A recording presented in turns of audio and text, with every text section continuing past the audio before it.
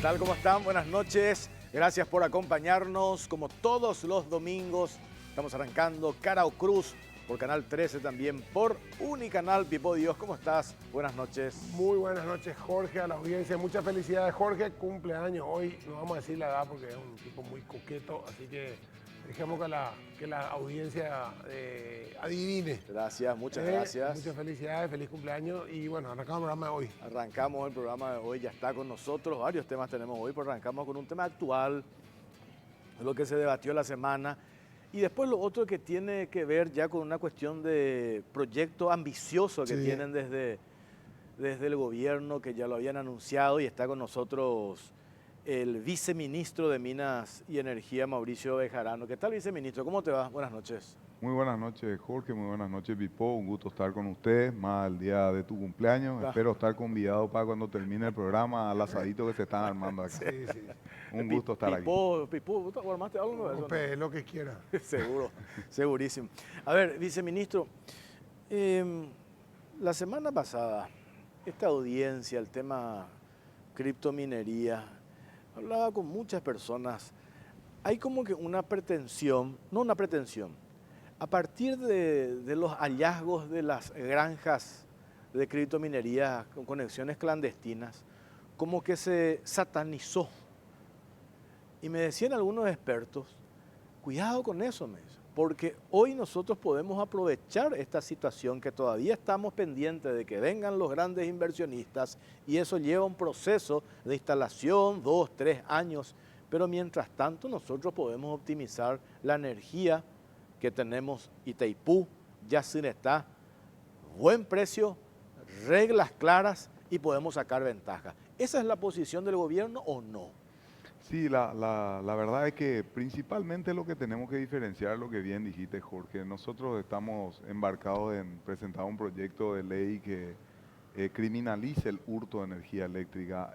Lo que no es tolerable es que haya personas que estén hurtando esa energía eléctrica, que mucho más allá del detrimento que pueda sufrir la Administración Nacional de Electricidad, hay que entender que esto es un detrimento para todos los paraguayos. O sea, realmente nosotros estamos financiando el lucro de esta gente, con lo cual queremos imponer una sanción más ejemplificadora como para que quien hurte energía y se encuentre en ese estado, independientemente de la actividad que fuera.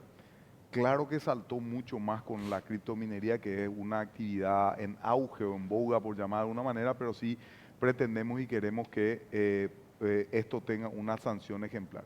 Y por otro lado, bien lo dijiste, se está evaluando muy bien las inversiones a corto y largo plazo. A corto plazo entendemos y sabemos que puede ser de mucho beneficio para la ANDE en particular, pudiendo utilizar la energía que hoy no la estamos utilizando y poder cajearle a la ANDE con un dinero que hoy no está ingresando. Entonces, esa sería una inversión a corto plazo, con contrato a corto plazo, con condiciones tarifarias diferenciadas a las que hoy se tienen para la industria en particular. Y por otro lado, también estamos analizando la inversión a largo plazo, porque hay también empresas que están buscando una inversión a largo plazo con condiciones diferentes, venir a sentarse y no solamente hacer criptominería, sino data center, inteligencia artificial y otro tipo de actividades vinculadas, digamos, a este sector. Pero sí estamos analizando desde todos los puntos de vista lo que significaría el consumo energético, la inversión que demandaría esto y, por supuesto, muy lejano a satanizar la actividad como tal, lo que pretendemos sacar un rédito como país.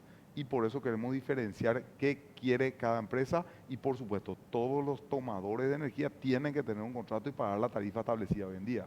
Ahora, hay una cuestión clave que es lo que dijiste, ¿verdad? A corto plazo, porque si vemos que estamos en el 2024 y se habla 2028, bajó 2030, 2028 la fecha esta donde, digamos, vamos a utilizar toda nuestra energía con este crecimiento actual, que sí varía con un auge de la criptominería, más la electrointensiva puede bajar inclusive. Los contratos deberían ser en serio a corto plazo. De hecho, la criptominería, por lo que vi, es también una inversión que en ese sentido es una inversión que se puede ser volátil. Si ve que no tiene, si vos le decís, bueno, a partir del año que viene, vence tu contrato y tu energía se va al triple porque no tengo más energía para venderte, o no me conviene venderte esa energía a ese precio, bueno, directamente se van a ir nomás si no les conviene, ¿verdad? Esa sería la cuestión. Por el tema criptominería, sí, genera una venta de energía a muy buen precio a la ANDE, pero genera muy poco a mano de obra, muy poco valor agregado a eso. Yo le escuchaba a la senadora Samaniego, creo que habló de hacía falta una ley o un marco legal. Yo no sé si están de acuerdo ustedes con eso o simplemente una regulación de la ANDE simplemente podría ser la que solucione eso. Sí, realmente lo que estamos trabajando nosotros es una política tarifaria. Si bien es cierto, la gran crítica que tiene este tipo de actividad es que genera mano de obra de manera directa. Esa es la gran crítica que tiene. Ahora, sabemos que a corto plazo eh, nosotros vamos a tener un rédito financiero, por llamar de una manera, para la ANDE en particular.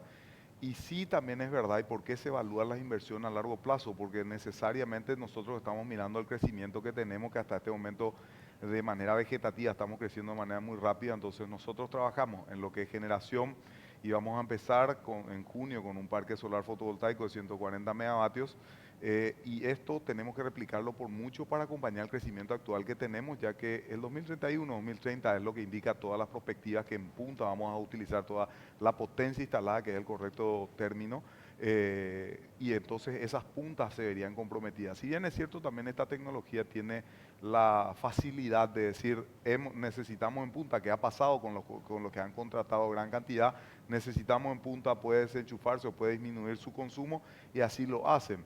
Pero independientemente a ello en particular y atendiendo a este consumo, es que nosotros decimos a partir de X megavatios y con un contrato a largo plazo, le vamos a exigir que vengan con cierta cantidad de megavatios generados por ellos mismos, de la tecnología que fuera, como para poder acompañar ese crecimiento, porque nosotros sí somos conscientes que queremos industrializar la nación y sabemos que nuestra energía es el factor de desarrollo en nuestro país. Nosotros buscamos mucho la gran industria, la industria que venga a generar esa mano de obra que tiene el presidente Santiago Peña como una meta, que son 500.000 manos de obra, y eso lo vamos a lograr generando mucho, dándole valor agregado a nuestros productos, industrializando nuestra nación, utilizando nuestra energía para eso. Por eso los contratos a corto plazo no existe mayor inconveniente, hay una tarifa hoy, se van a estudiar esas tarifas de vuelta, se van a revisar nuevamente y luego a largo plazo vamos a poner ese condicionamiento, generación de energía para que puedan acompañar su consumo y sobre todo ¿Cómo en las puntas. generarían ellos su energía? Y hay una propuesta en particular ya que una de las empresas está planteando y de hecho están buscando financiamiento para eso, es solar fotovoltaica. Y ellos en un principio hablan de un volumen muy importante que autoconsumirían en su horario punta como para poder aliviar la carga. Y eso particularmente lo vemos con muy buenos ojos. Y no solamente para esta actividad, sino hay otras electrointensivas que hoy en día están viniendo que también tienen esa, por llamarlo de alguna manera, esa carga de no generar la mano de obra esperada tradicionalmente. Porque tradicionalmente, y según algunos estudios, cada megavatio hora debe generar por lo menos cuatro manos de obras directamente. Entonces, es un estudio aleatorio y existen varios estudios al respecto. Si esta electrointensiva o esta industria no tiene esa generación, vamos a evaluar muy seriamente en que venga con un porcentaje de su generación con la tecnología que fuera. Probado está que acá la solar fotovoltaica es una posibilidad demasiado factible por nuestra radiación, por cantidad de tierra que tenemos para hacerlo, por la cantidad de ríos que tenemos para poder, de lagos que pueden ser los parques solares flotantes y por los costos tierra que tenemos en mano de obra que todavía se tiene en Paraguay. Entonces, esa es una tecnología súper probada.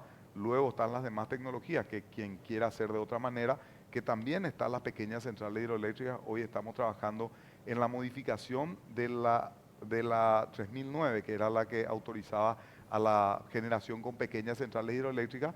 Eso tiene media sanción, está en Senado y estamos insistiendo para que esa ley sea una realidad en la brevedad, porque también esa fuente de generación de las pequeñas centrales hidroeléctricas podría ser un autoconsumo muy importante para este tipo de industria y otras. Entonces lo que pretendemos es no perder la condición que hoy tenemos. Nosotros tenemos una condición excepcional en el mundo. Tenemos excedente de energía renovable estable y eso nosotros como país no lo podemos perder por una razón demasiado importante. Lo que nos hace atractivo en el mundo para la industria mundial y sobre todo la que consume energía renovable es esta condición. Nosotros como joya que somos en el sector energético no podemos perder y entonces tenemos que acompañar nuestras políticas sobre todo las tarifarias que vengan acompañadas de generación cuando tengan un consumo determinado, eso lo estamos construyendo. Esta intervención de la semana pasada, después ya quiero pasar a otro tema, Sí. viceministro, de que hacen un procedimiento conjunto la ANDE con la Fiscalía en Saltos del Guairá, departamento de Canindeyú. Es un perjuicio eso generando la ANDE, creo que es 700 millones de guaraníes por mes. Casi 400 procesadores de criptoactivos en el momento del operativo. 400. Y nos decían desde la ANDE, el costo estimativo de eso, de cada procesador, está entre los 2.000 a 3.000 dólares. 400 encontraron acá. ¿Qué significa esto? Que hay una inversión importante que están haciendo quienes se dedican a esto, pero están abaratando costos porque no le están pagando a la ANDE. El uso del valor más grande, que es la energía. Así es. Entonces quiere decir que si tenemos reglas claras, hacemos esos ajustes normativos y los que piratearon o usaron de manera ilegal, clandestina, todo el peso de la ley, multas, imputaciones, etcétera, etcétera. Porque acá tenemos desde empresarios encumbrados, dueños de medios de comunicación, hasta Juan de los Palotes allá en el fondo de Salto del Guairá, dentro de esto que ahora estamos entendiendo, viendo cómo había sido, le estaban jodiendo a la ANDE y de paso nosotros que padecimos en estos días de intenso calor los cortes de energía eléctrica, que también es por consecuencia de ese uso ilegal y clandestino de la energía. Sí, totalmente. El 80% de esta industria, por llamar de alguna manera, o de esta actividad, significa el costo de la energía. Y nosotros tenemos que combatir muy vehementemente, y esto que consideramos que es con el aumento de la pena de quien hurte la energía eléctrica. Y hoy está de moda esta actividad, está en auge, está en boga, porque por lo visto tiene un lucro muy interesante, y sobre todo si el 80% de tu costo de producción es la energía eléctrica y la hurtás a costo cero en detrimento de todos los paraguayos, Así mismo. por supuesto eso es no solamente un delito, queremos criminalizar, queremos aumentar la pena para que constituya un crimen y para que esto pueda tener una sanción ejemplificadora, y quien le robe no a la ANDE sino a todos los paraguayos pueda tener una sanción ejemplificadora, y quienes pretendan venir a nuestro país sepan que la energía se toma un contrato con un precio muy conveniente a nivel global, independientemente de que tenga un precio diferenciado. Nosotros sabemos que tiene un precio muy conveniente a nivel mundial, por eso están viniendo aquí. Y también es verdad que no tienen cabida en muchas partes del mundo. Si bien es cierto, otros países han hecho un review, tienen una nueva visión con respecto a la criptominería en particular, como el estado de Texas en particular, también estamos mirando la normativa con la cual le hicieron, porque necesitamos reglas claras para esa actividad en particular y reglas claras para quien lo haga. Con lo cual nosotros vamos a establecer el marco jurídico normativo no para satanizar o perseguir esta actividad en particular, sino para que quien lo haga dentro del margen de la ley. Ahora, ahí cuando vos hablas de la autogeneración, si yo me voy y monto un parque en el Chaco y monto mi planta solar, ¿cómo se llama usted? Fotovoltaica. Fotovoltaica. Fotovoltaica. Traigo todo mi equipo solar, genero mi energía, consumo mi energía. ¿Por qué ahí qué le pagaría al gobierno yo ahí? ¿Cuál sería el negocio del gobierno que vengan estas industrias a ponerse en el Chaco, comprar unas 100 hectáreas y poner 100 hectáreas de paneles y producir con los paneles energía solar? Sí, por la simple razón que yo te decía, nosotros tenemos la hídrica estable y ellos tienen un factor de carga muy importante, arriba de 80. Entonces, y la solar fotovoltaica es la que es, el sol es el que es. Genera cuando hay sol, y a partir de una nube baja su producción, en días nublados baja su producción, y a la noche, por supuesto, no O sea, tiene no podría ser 100% fotovoltaica. no se podría hacer, no se tenga un banco de batería. El banco de batería en este momento tiene un costo muy importante aún. Por eso el mix que nosotros tenemos a nivel país es excelente, de mezclar una energía de base que es la hídrica, que también es renovable, con esa solar fotovoltaica. Es por eso que no puede funcionar exclusivamente con solar fotovoltaica, a no ser que tenga un banco de batería muy importante, que creo que ahí es inviable el negocio de ellos. Cambiamos criptominería. Sí, yo quiero la de gas. Gasoducto, este anuncio. Estaba viendo acá publicaciones periodísticas que se hicieron Sí. al respecto. En la Argentina, Brasil, acá Paraguay también proyecta un gasoducto con Argentina y Brasil. Sí. Sondean interés regional, aprovechando también nuestra posición geográfica Sí. estratégica. Explícanos cómo está ese proyecto, esta reunión que tuvieron representantes de esta consultora internacional con Ministerio de Sí. Industria y Comercio, participaron ustedes. ¿Cómo está eso, viceministro? Sí, realmente este proyecto es emblemático para nuestro país. Hemos considerado a este proyecto como un emblema del sector energético en lo que respecta a integración energética. Aprovechando una coyuntura regional que se está dando, hemos proyectado un gasoducto que une la generación que existe o la producción de gas natural que existe en Vaca Muerta con el mercado paulista. Y hemos trazado un proyecto de ducto que abarca 1050 kilómetros que une esas dos puntas. En un comienzo pretendemos unir tanto producción con mercado de consumo, y es por eso que hemos estado tanto en San Pablo como en Buenos Aires reunidos con el sector tanto público como privado, y todos han mostrado con mucho interés y muy buenos ojos el trazado del proyecto que hemos planteado. Esto se da a partir de que lastimosamente Bolivia queda sin reserva certificada, y esto lleva a que esos países que se abastecían, tanto el mercado paulista que se abastecía de Bolivia, y también el nordeste argentino que se abastecía de Bolivia, queden sin ese gas, ya que sus previsiones de incluso consumo interno son a muy corto plazo, con lo cual la Argentina está reversando el gasoducto norte. ¿Para qué? Para cubrir la demanda que tiene el norte argentino.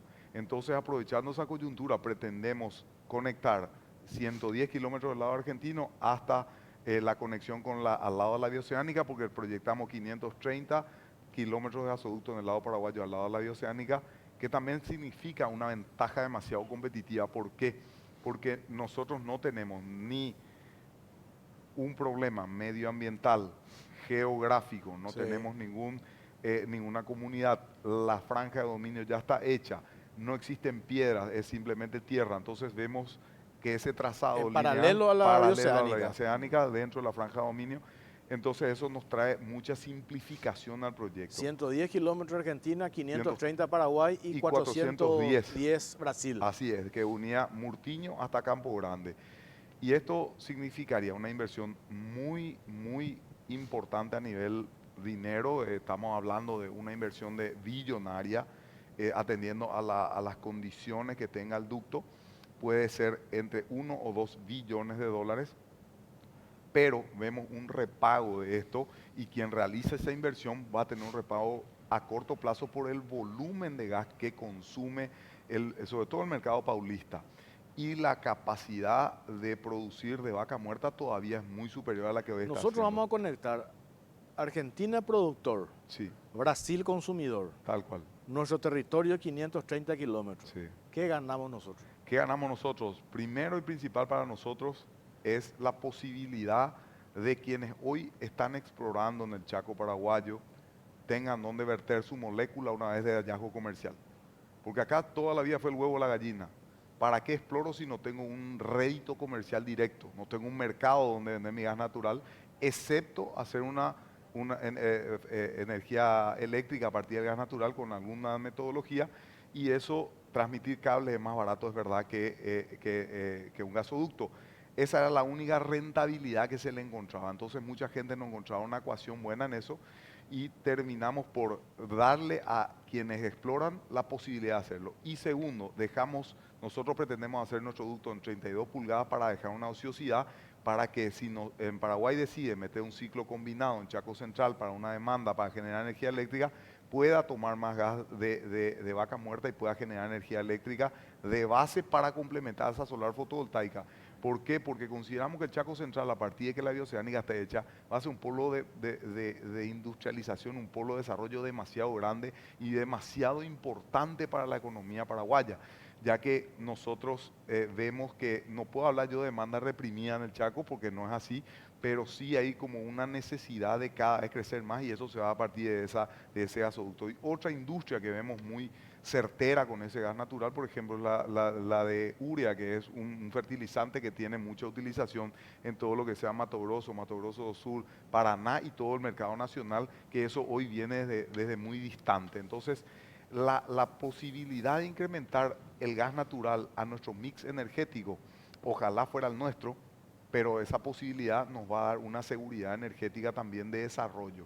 Entonces, esos son realidades aparte del canon que vamos a recibir como país, a quien resulte concesionado, aparte de la inversión en sí misma que va a significar en el Chaco Central mano de obra, todo lo que va a significar el hecho de instalar ese gasoducto. Entonces, para nuestro país, todo es beneficio realmente, no vemos ningún contra a esto y tanto la Argentina como Brasil también ven la posibilidad de unir por el lugar más cercano, más económico, contratos en dólares, que es lo que está esperando la Argentina y también el Brasil no tendría ninguna posibilidad, Paraguay tiene la posibilidad de contratar en dólares, nosotros tenemos una seguridad jurídica, tenemos un respaldo país que nos acredita y nos hace solvente a nivel internacional para poder decir queremos ser socios. Hoy estamos integrados eléctricamente a través de Itaipú y Yacyretá, queremos ser socios en una integración energética integral a partir de este gasoducto. Entonces nosotros como país, este emprendimiento lo vimos con muy buenos ojos, lo diseñamos, lo llevamos a sector público, privado, en ambos países y hasta este momento todo nos han mirado con muy buenos ojos y nos han felicitado incluso por ese trazado, porque como lo dijiste, Jorge, ha venido una empresa internacional a quien le presentamos en San Pablo, una consultora internacional a quien le presentamos el proyecto, y ellos tenían otros 3 ductos diseñados.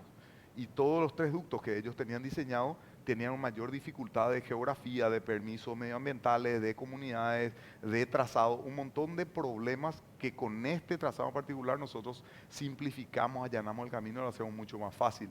Entonces ellos vinieron a Paraguay y quieren seguir estudiando la posibilidad de avanzar con a lo mejor un estudio de factibilidad. Eso que les agradó mucho fue por eso que vinieron a Paraguay y bueno, vinieron a ponerse a disposición de la reunión fue en el Ministerio de Industria y Comercio y ahí estuvimos presentes escuchando y haciendo un intercambio de consultas y reconsultas y sobre todo lo que hicimos también es con la consultora y tanto el sector público como privado es validar nuestro proyecto, porque mucho hicimos, ataquemos al proyecto con la idea que mejor se les ocurra y nosotros estamos listos para poder rebatir y mostrar que nuestra idea es la mejor. Ahora, hay una cuestión ahí, el tema del gas nuestro, ¿verdad? El que supuestamente tenemos, bueno, no supuestamente, y creo que ya hay certeza de que hay gas en esa zona del norte del Chaco, ¿verdad?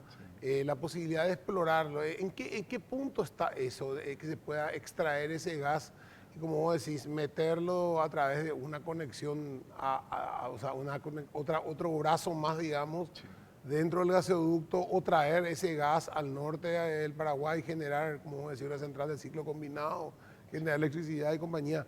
Una vez había escuchado también la posibilidad de convertir la flota de barcazas a gas natural, que es muy económico, mucho más económico de lo que usan hoy. Hay todo un estudio, se va a hacer prácticamente, porque yo sé que ese proyecto yo lo escuché en los 90 y era un proyecto con gas boliviano. Hoy el gas boliviano ya es quedó en el pasado y es el gas de vaca muerta o el gas nuestro el que podríamos utilizar. Sí, realmente la exploración está en un proceso de reactivación.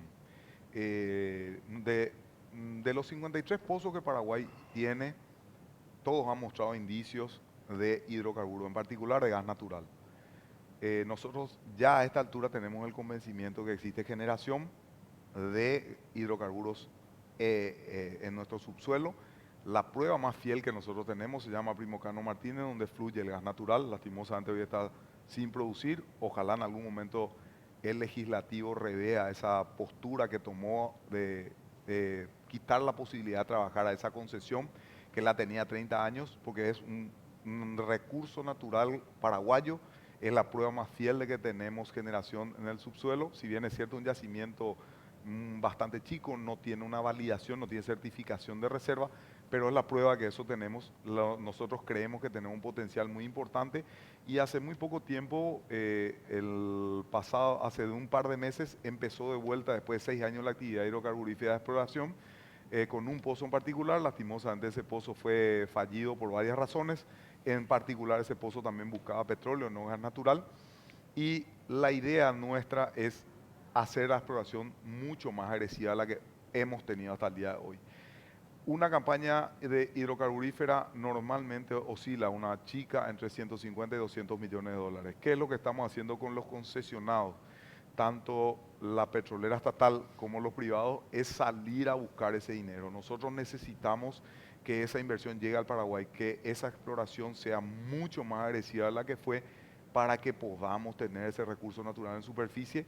Y hoy que vemos la posibilidad de que esa inversión tenga un retorno a partir de que tiene un mercado donde vender el gas natural, creemos que estamos en condición a partir de este gasoducto de salir a decirle al mundo, este trazado está, el mercado está abierto, el mercado paulista es gigantesco, no solamente para Vaca Muerta, sino tiene lugar para otros ingresos. Es un energético que se le llama también de la transición energética. El mundo vive lo que se llama la transición energética.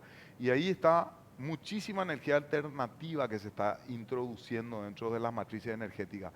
Pero esa alternativa, el sol, el viento, son lo que son. El sol es el que es y el viento es el que es. Siempre necesita energía de base. Y esa energía de base, nosotros hoy tenemos la gracia de tener hídrica, pero el día de mañana tenemos que prepararnos a tener otro energético como el gas natural. Hay otros países que optaban por la nuclear. El mundo entero, hay 68 centrales nucleares construyéndose hoy en el mundo.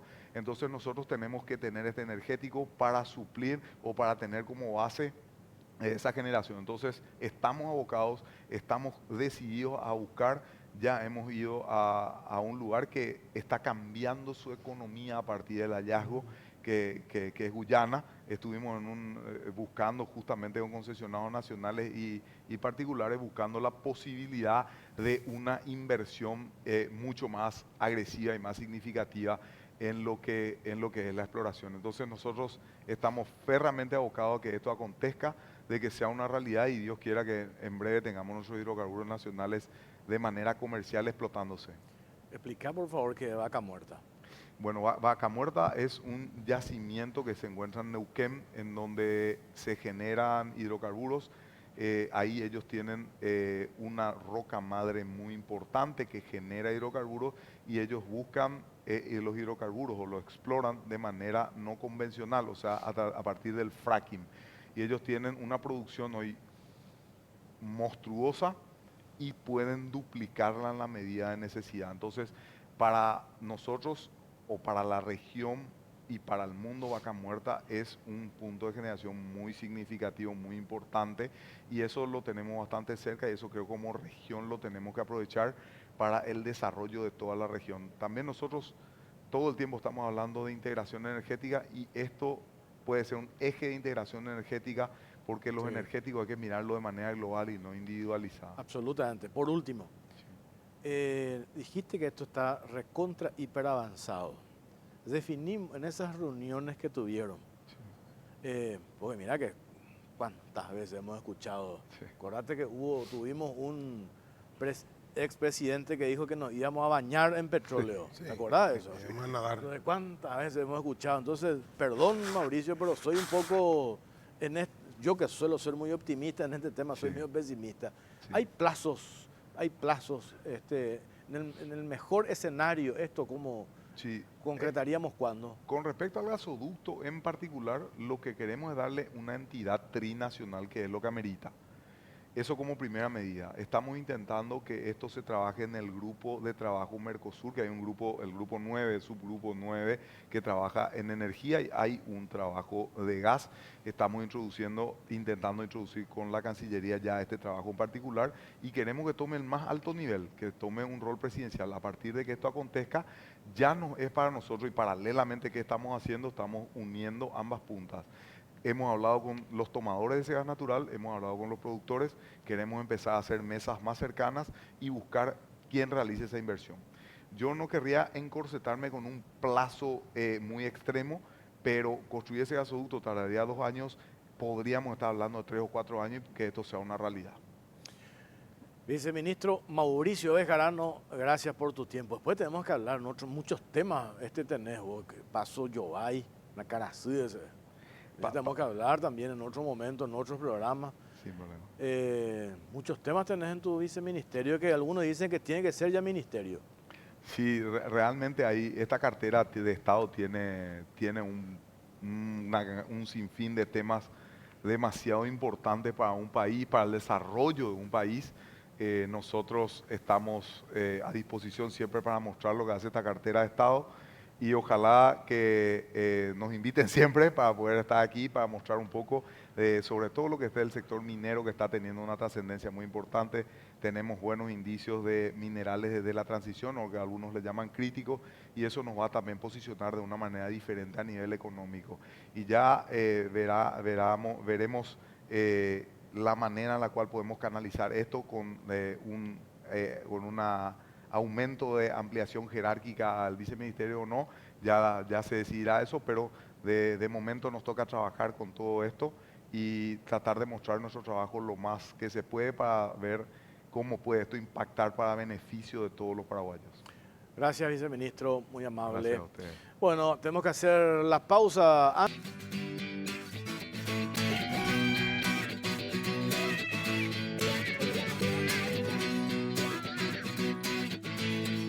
En Cara o Cruz, estamos por Canal 13, también por Unicanal, y ya está con nosotros nuestro invitado, el doctor Carlos Liceras, es presidente de la Comisión Nacional de Juegos de Azar, CONAXAR. ¿Qué tal, doctor? ¿Cómo te va?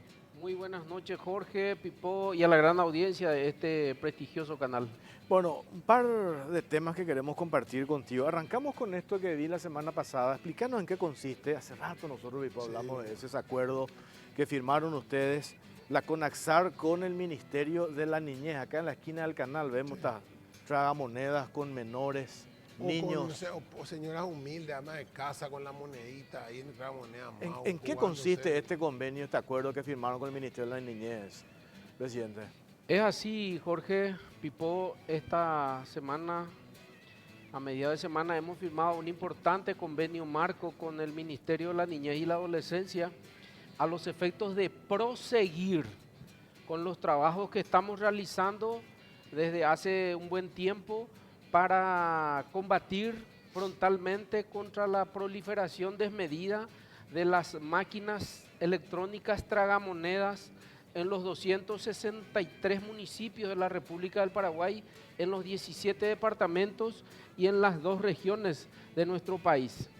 De eso se trata el acuerdo que firmamos a los efectos de utilizar todos los recursos, toda la infraestructura de ambas instituciones para poder cumplir con el cometido señalado, teniendo en cuenta que la ley 6.903/22 establece que son los municipios los que pueden otorgar permisos municipales para que estas máquinas tragamonedas funcionen en los respectivos distritos, con el acompañamiento, lógicamente, del ente regulador de la CONAXAR.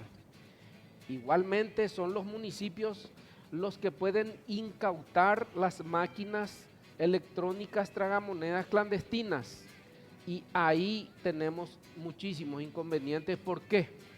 Porque son poquísimos los intendentes municipales que están acompañando este proceso para poder terminar con este flagelo de la proliferación de las máquinas tragamonedas ilegales. Los municipios, los intendentes municipales, lastimosamente no están cumpliendo, salvo honrosas excepciones.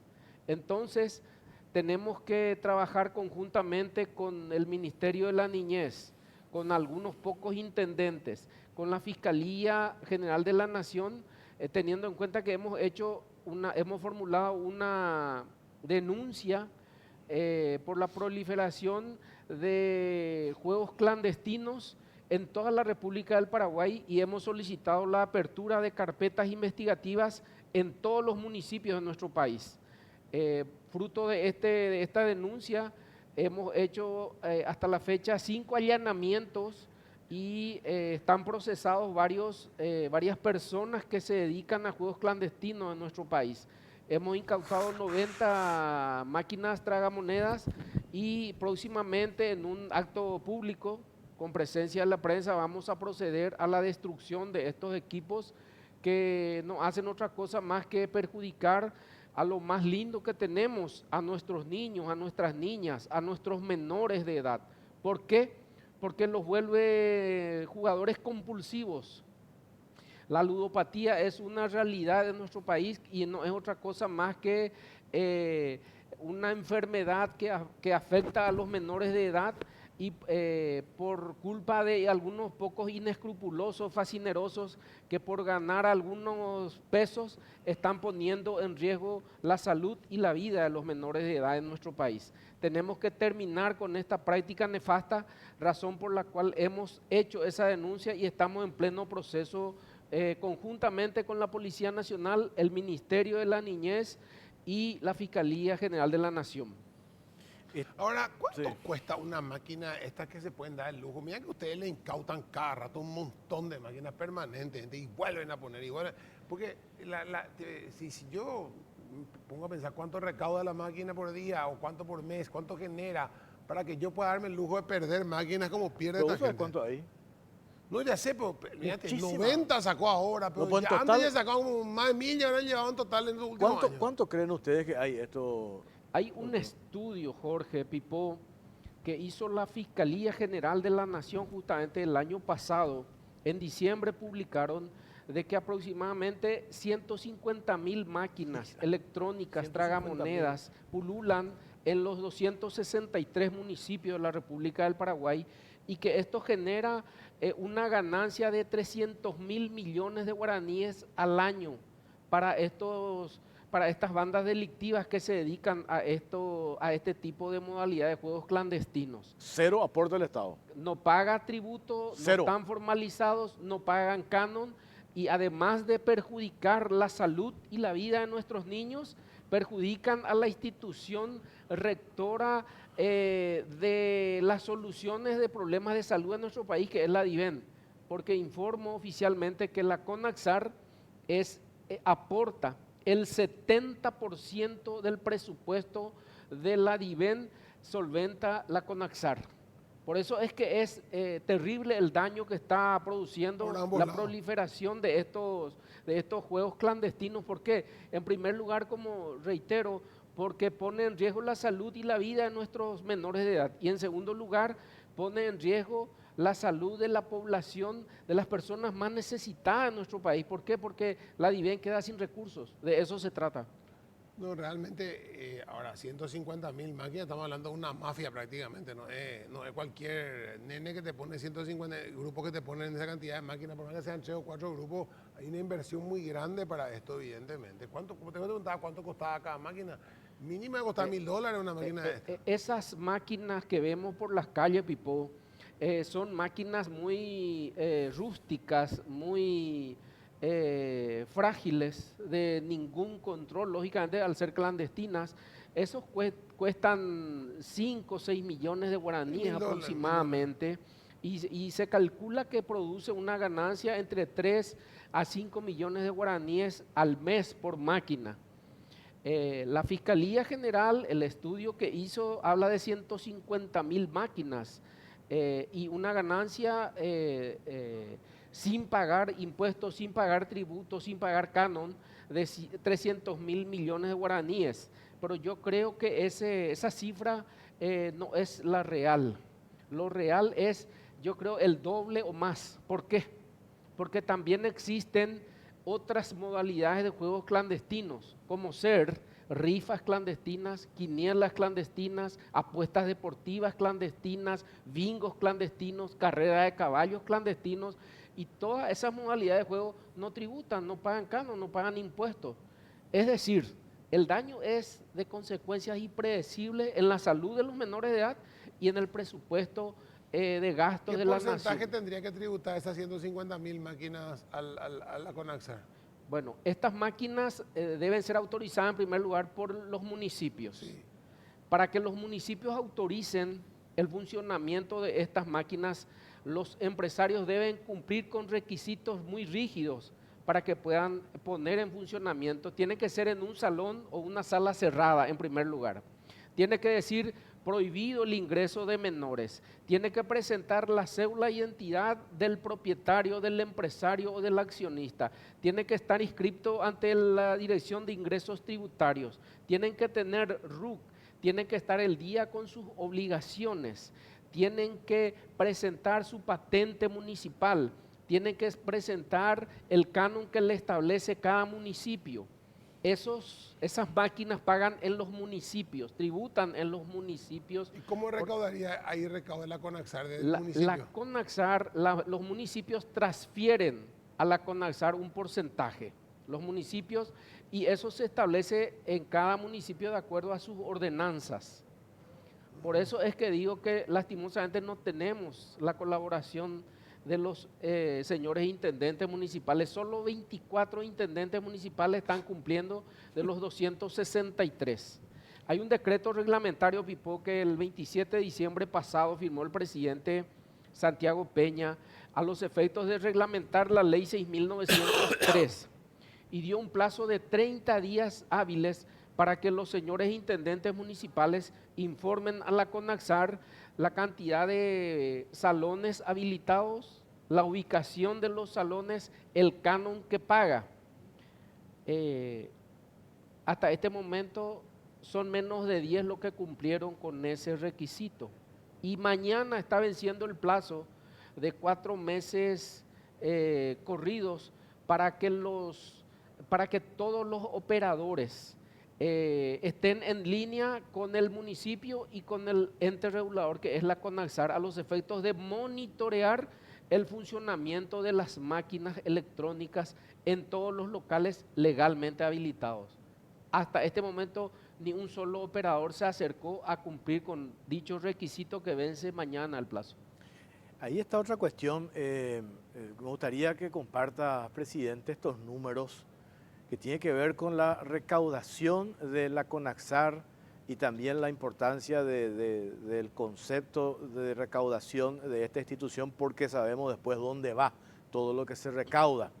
Pero esto que tiene que ver con este negocio ilegal, clandestino, que no paga absolutamente nada, le genera un perjuicio también a los formales que hicieron o que hacen un enorme esfuerzo para formalizarse, cumplir con el canon correspondiente, etcétera, etcétera. Totalmente, Jorge. Va directamente en detrimento de las empresas, de las personas físicas o jurídicas que se ajustan a la ley, que cumplen con los requisitos, que pagan tributo, que pagan canon, que están inscritos, que están al día con sus obligaciones ante la Dirección de Ingresos Tributarios, que pagan IPS, que están inscritos en el Ministerio del Trabajo. Es decir, una serie de requisitos que tienen que cumplir las personas que quieren dedicarse a esta actividad. Y en ese sentido, desde mi designación al frente de la institución, gracias a Dios, hemos mejorado considerablemente en lo que respecta a las recaudaciones. Gozamos de buena salud administrativa, operativa y tenemos buenos ingresos. En los últimos 4 meses del año pasado, la institución a mi cargo recaudó 5.180 millones de guaraníes más del mismo periodo de tiempo de septiembre a diciembre del año pasado. Es decir, estamos bien en cuanto a las recaudaciones y esto beneficia directamente, reitero, a la DIVEN, a los municipios y al Ministerio de Deportes. ¿Por qué? Porque parte de los recursos se utilizan para esas instituciones. En lo que va de este año a hoy, tenemos recaudado la suma de 55.917.638.044 guaraníes. En este mes de abril que se está yendo, recaudamos 2.157.151.367 guaraníes más que el mes de abril del año pasado. En el mes de enero recaudamos 1.405 millones más, en el mes de febrero 767 millones de guaraníes más, en el mes de marzo 1.779 millones más. Totalizan 6.110.280.294 guaraníes. ¿Cuál es la sanción que tienen estos lugares que donde uno mañana se va? Ustedes se van con la fiscalía, la allanan, le sacan las máquinas. Aparte de perder las máquinas del local, ¿qué sanción reciben? La ley 4716, Pipo, establece claramente que quienes explotan clandestinamente juegos de azar en la República del Paraguay en todas sus modalidades cometen un hecho punible. No es una falta administrativa, es un hecho punible conforme establece a la ley mencionada y tiene una pena privativa de libertad de hasta 5 años. Es decir, las personas que explotan clandestinamente juegos de azar se exponen a un proceso que les abre la Fiscalía General y lógicamente tienen que dirimirse ante los estrados judiciales. ¿Y qué es un juego clandestino? La ley 4716 establece que son juegos clandestinos la explotación de juegos en todas sus modalidades que no tengan autorización de la autoridad competente. ¿Se ha llegado alguna vez a alguna condena en estos casos así? ¿O cómo ha funcionado? Todavía, Pipo, no hay ninguna condena, pero sí hay muchos procesados. Nosotros tenemos carpetas investigativas y estamos en sustanciación de los procesos judiciales, tanto en el interior del país como en la capital de la República. Hay personas procesadas, hay paraguayos y hay extranjeros que están procesados por la explotación clandestina de juegos de azar en nuestro país. Una cuestión ahí que mencionaste, el aumento de la recaudación. Para entendernos más, doctor, vos asumiste la institución en agosto del año pasado. El 21 de agosto del 2023, señor. En 8 meses hubo una nueva concesión. ¿Por qué esa diferencia en los niveles de recaudación en comparación al año pasado? Entonces yo digo, si son las mismas empresas, son los mismos concesionarios, ¿qué es lo que, no sé si es concesionario, licenciatario, tiene licencia, concesionario, bueno. Sí. ¿Qué cambió? ¿Por qué esa diferencia? ¿Por qué antes no se recaudaba menos y ahora se recauda más? Bueno, desde la asunción del presidente don Santiago Peña hay una confianza y se está notando en toda la actividad económica de nuestro país y también en los ratos de ocio que invierten las personas que se van a divertirse en la sala de juego o en los casinos. Y además los operativos que estamos haciendo con la Fiscalía y también que yo ordeno administrativamente, Jorge, porque estamos interviniendo varios juegos clandestinos. Eso hace que las personas que quieren jugar con las máquinas u otras modalidades de juego, vayan a los locales legalmente habilitados y lógicamente ahí están invirtiendo su dinero en esos lugares, en esos establecimientos de diversión y eso hace que la recaudación mejore. Además, nosotros hemos rescindido la licencia a algunos casinos online que no tenían movimiento, que no pagaban canon y hemos autorizado algunos que sí están pagando el canon respectivo, nuevas modalidades de juego que están pagando y eso hace que aumente la recaudación.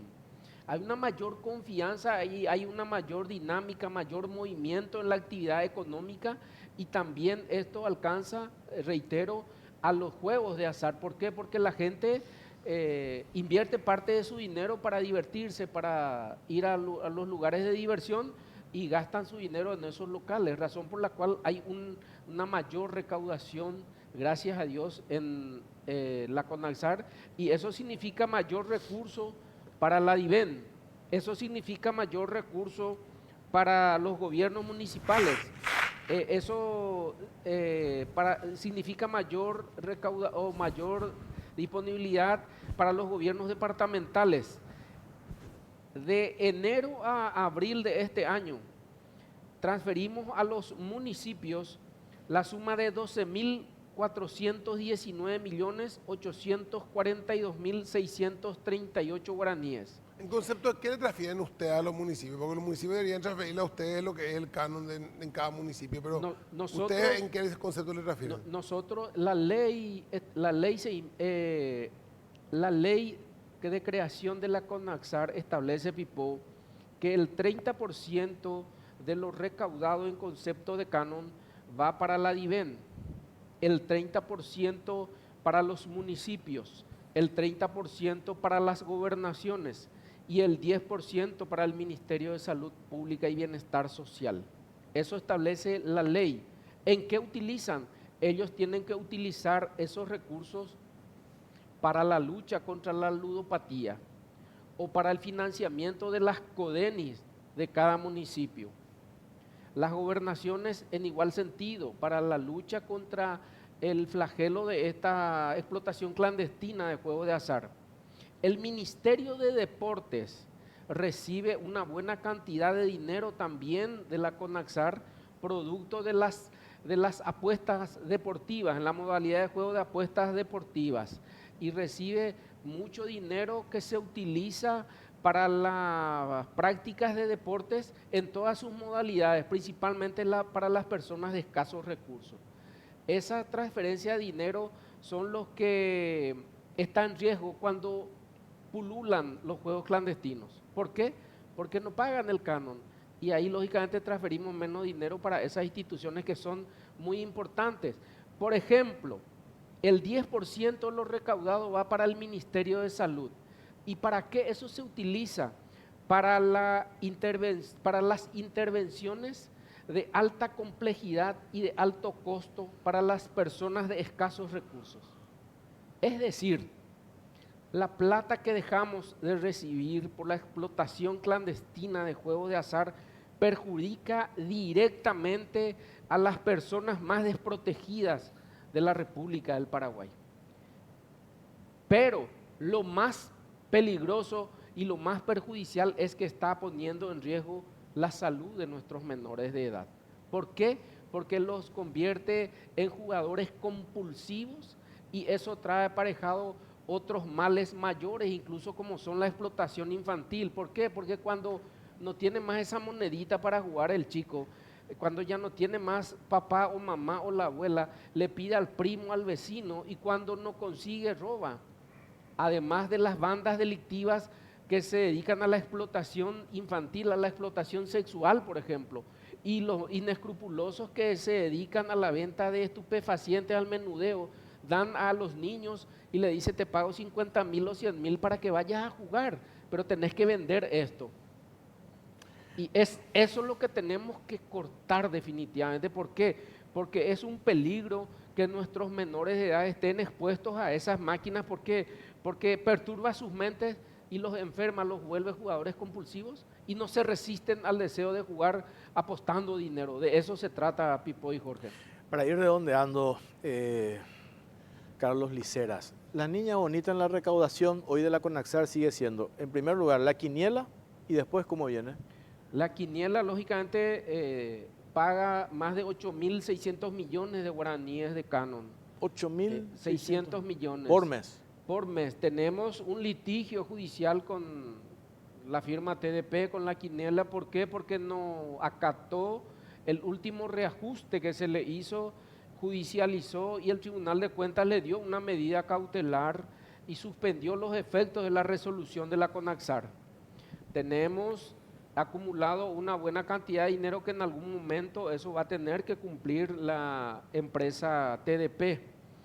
En segundo lugar está la firma Daruma San con las apuestas deportivas. Es el segundo mayor aportante de canon en nuestro país. Ese es Apostala. Apostala. Y después vienen los casinos y luego las demás modalidades de juego. En ese orden. En ¿verdad? ese orden, señor. Y por último, ese proyecto de ley que está, creo que en diputados, si no me equivoco, de hacer algunas modificaciones sustanciales a la ley de la CONAXAR que regula, que crea la CONAXAR. ¿En qué etapa y cómo está eso, Carlos? Ese es un proyecto de ley bastante interesante que busca desmonopolizar la explotación de juegos de azar en la modalidad de quiniela. Es interesante, sin embargo, es insuficiente, Jorge. ¿Por qué? Porque la CONAXAR tiene que sufrir una modificación total de su ley. La CONAXAR no tiene autarquía presupuestaria y no tiene personería jurídica. La CONAXAR se defiende por medio de la Procuraduría General de la Nación. Además, la forma actual en que se encuentra la CONAXAR, no tenemos la operatividad necesaria para cubrir con las obligaciones que tenemos en los 263 municipios. Es decir, nosotros tenemos que estar monitoreando permanentemente los 263 municipios, el funcionamiento de la explotación de juegos en todo el país. Y eso significa invertir recursos, razón por la cual hemos presentado al Ministerio de Economía y Finanzas un anteproyecto de ley de modificación total de la ley 1016/97. ¿Por qué? Porque está desfasada, está ya bastante viejita, no faculta a la CONAXAR a poder representarse en juicio por sí mismo, a defenderse en juicio por sí mismo, no le da la posibilidad de tener la cantidad de funcionarios que se necesita para poder trabajar como realmente se tiene que trabajar, de controlar como se tiene que controlar, de regular como se tiene que regular, porque la CONAXAR es el ente regulador de los juegos de azar en nuestro país. Además, recauda el canon que solventa el funcionamiento de las instituciones que he mencionado. Es decir, es una institución muy importante. ¿Por qué? Porque los juegos van a continuar en nuestro país y en todo el mundo. La gente quiere divertirse, la gente quiere ir a los salones de juego, a las salas de juego, a los casinos, y eso va a continuar, eso va en alza. La gente quiere apostar, la gente quiere invertir parte de sus ganancias o sus recursos en jugar, en divertirse, y el Estado tiene que dar el ambiente necesario a los efectos de que estas actividades se desarrollen dentro del marco de la ley y con un control permanente por parte de la CONAXAR. Por eso hemos presentado ese anteproyecto que le da a la CONAXAR la autonomía suficiente, le da autarquía presupuestaria y personería jurídica para poder representar como corresponde al Estado paraguayo ante todas las instituciones nacionales e internacionales. Estamos participando siempre de eventos internacionales con los pares de otros países, y nuestro país es el único que no cuenta con esos atributos necesarios para que pueda estar a lo que la actualidad requiere, a Perfecto. lo que en este momento necesitamos. Y estamos demostrando que haciendo bien las cosas se mejora la recaudación. Si Clarísimo. tenemos la modificación total de la ley, vamos a recaudar mucho más. ¿Por qué? Porque esa modificación va a permitir que la CONAXAR tenga la posibilidad de cumplir con su rol de ente regulador y de ente recaudador. Y necesitamos realmente la modificación total de la ley 1016 para estar al día en los nuevos tiempos Perfecto. que vivimos. Presidente, gracias por su tiempo, muy amable. Muchas gracias, Jorge, gracias, Pipo, y a la gran audiencia de este prestigioso canal. Bueno, nosotros hacemos una pausa. A la vuelta, el ministro del Interior, Enrique Riera, con nosotros.